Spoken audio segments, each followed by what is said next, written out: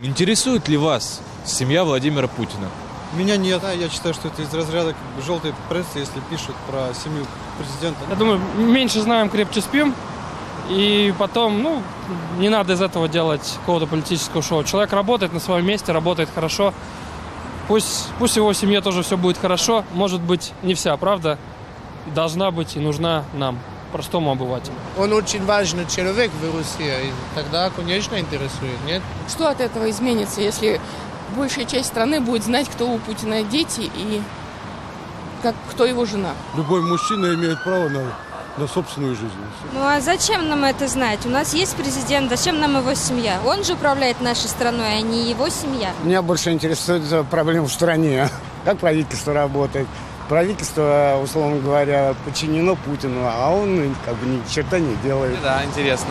Потому что о семье президента США как бы известно, а семья Путина почему-то ничего не понятно.